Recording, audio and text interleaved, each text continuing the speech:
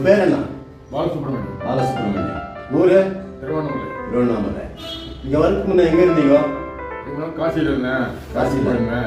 ஒரு இடத்துல இருந்தேன். அப்புறம் திடீர்னு கிளம்ப முடியலன்ட்டு அப்படியே கொஞ்ச நாள் அங்கே இருந்துட்டு ஆசிரமாக ட்ரை பண்ணிட்டேன். அப்புறம் நீங்கள் இங்கே வரணும். காசியில் ஆசிரமத்தில் இருந்தீங்களோ? காசியில் ஆசிரமத்துன்னா பர்மனெண்ட் இல்லை, கோயிலுக்கெல்லாம் போயிருந்தேன். சரி இப்போ ஹோட்டலாக போய் தங்கினா செலவாகும். அதனால ஆசிரமம் ட்ரை பண்ணேன். அவங்க சொன்னாங்க இங்கேயே இருந்தா கூட இருந்து போனாங்க. சரி ஒரு 10 நாள் இருந்தேன். அப்புறம் ஒரு இந்த ரொட்டி ஒரு உருளைக்கிழங்கு இதெல்லாம் சாப்பிட்டு தான் பார்த்தேன். சரி ரொம்ப நாள் இருக்க முடியாது கொடுத்துட்டு ட்ரை பண்ணியிருந்தேன் 2 இடத்துல. இப்போ நீங்கள் ஏற்கனவே வர சொல்லியிருந்தீங்க, அதனால் உங்களுக்கு மெசேஜ் கொடுத்துருந்தேன். நீங்கள் சரி இப்போ வெள்ளிக்கிழமை வாங்க. நீங்கள் உங்களுக்கு யார் யார் இருக்கிறாங்களோ? 2 பசங்க இருக்காங்க.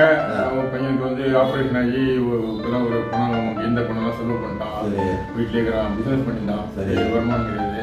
இப்போ நானே கொடுத்தா வாங்கிக்கலாம்னு நல்ல இருக்கிறான் அவன். நானே ஸ்கூலில் இங்கே எப்படியோ இது வரைக்கும் வேலை செஞ்சிருந்தேன். என்னால் முடிஞ்ச வரைக்கும். ஆனால் அதுவும் வயசு அப்படி இப்படி சொல்லி ஏதோ பண்ணியிருந்தேன். இப்போ அதுவும் வேலை கிடைக்கல. அதுவும் வந்துட்டேன். ஒரு 6 மாதத்துக்கு முன்னாடி வந்துட்டேன். அது 25 கூட நான் வேலை செஞ்சிருந்தேன். ஸ்கூலில் நாங்கள் வேலை அப்படி வேறு நீங்களும் ஸ்கூலில் வேலை செஞ்சீங்களா? 8 மாதத்துக்கு மாதிரி அந்த பிரின்சிபல் மாதிரி. அப்புறம் அவங்களும் சொல்லிட்டாங்க எனக்கு கூட ஏஜ் ஆகிட்டு இனிமேல் நீங்கள் இருக்கிறாங்க அப்படின்னு போக சொல்லிட்டாங்க. பண்ணிட்டேன். இன்னொரு பையன் வீட்டில் இருக்கிறான். அவன் கல்யாணம் ஆகல. ஒரு பையன் கல்யாணம் தனியாக போயிட்டான். இன்னொரு பையன் வீட்டிலே இருக்கிறான். அவன் ஒன்றும் எதுவும் வேலைக்கு போகிறதில்ல. கல்யாணம் பண்ணி வீட்டில் கரெக்டாக பண்ணிக்கிறான். அவங்க போனோம்னா இருக்கிறதெல்லாம் போட்டு உடச்சி எல்லாம் பண்ணுறான். போலீஸில் கம்ப்ளைண்ட் கொடுத்தா கூட்டின்னு போகிறாங்க. அப்புறம் ஒய்ஃப் போய் சமாதானம் பண்ணி இருக்கட்டும் பரவாயில்ல அப்படின்னு சொல்லி கூட்டின்னு வந்துடுறான். ஒய்ஃப் வந்து வீட்டில் தான் இருக்காங்க. நம்மள கோயிலுக்கு போவாங்க. அங்கே இந்த புரோகிதர் ஒருத்தர் இருக்கிற ஐயரு அவரை வந்து ஹெல்ப் பண்ணுறாரு. டூரிஸ்ட் வராங்கல்ல, கூட்டின்னு போய் காமிச்சு தீபாவளி பண்ணால் அவங்க ஏதாவது கொடுப்பாங்க. அந்த மாதிரி ஐயரை ஹெல்ப் பண்ணாரு. அதனால அவங்க திருவண்ணாமலை பிறந்து விடாமல் அதனால் எனக்கு மெட்ராஸ். அதனால் அவங்க அங்கேயே இருக்கிறதுனால போட்டு கேஸ் ஒன்று அவங்க அப்பா சுட்டு வரணும் அடையூர்லேருந்து. அதெல்லாம் 20 வருஷமாக நடக்குது. இப்போ தான் முடிஞ்சுது. முடியும் பட்டா கொடுக்கல ஒய்ஃபுக்கு. அது கொடுத்தாங்கன்னா அப்படி விற்கலான்னுக்கிறா. அது இப்போ இருந்தாங்க. நான் இந்த மாதம் இருந்தாங்க, அப்புறம் அடுத்த மாதம் இருந்தாங்க. தள்ளி போட்டுனாங்கிறாங்க. அது முடிஞ்சதுன்னா அவ்வளோ சமயத்தில் முடிஞ்சிடும். நானும் அப்படியே எங்கேயாவது விட்டேன். இன்னும் வருமான பிரச்சனைலாம் அப்படியே ஓட்டினேன். வீட்டில் போய் ஒரு நாள் கூட இருக்க முடியாது.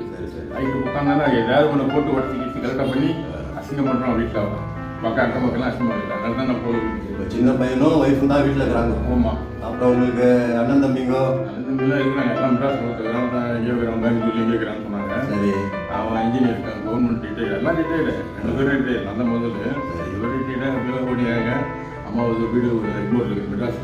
அது ஏதோ அம்மா பேர் தான் இருக்குது. என் பேர் இல்லை. அது ஏதோ வீட்டு வாடகை வந்து அதை அனுப்புனாங்க. அது நமக்கு திருவண்ணாமலை 5000 ரூபா வாடகை வீட்டு வாடகை. அந்த பணத்தை அவங்க அனுப்பி கொடுத்துருக்காங்க.